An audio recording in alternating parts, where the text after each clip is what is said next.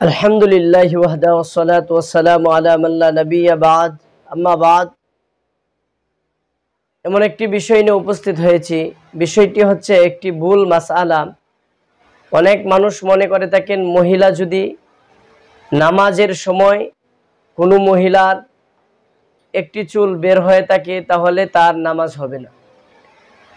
মহিলাদের এই চুল সমস্ত চুলেই একটি অঙ্গেই বিবেচিত, সমস্ত চুলকে একটি অঙ্গ হিসাবে ধরা হয়েছে।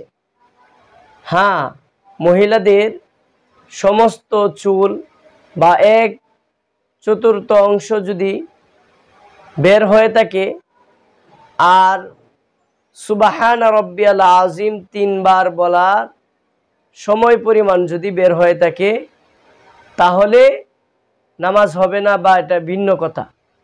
কিন্তু একটি চুল 2টি চুল বের হয়ে থাকলে মহিলাদের নামাজ হবে না, এটি সম্পূর্ণ ভিত্তিহীন কথা।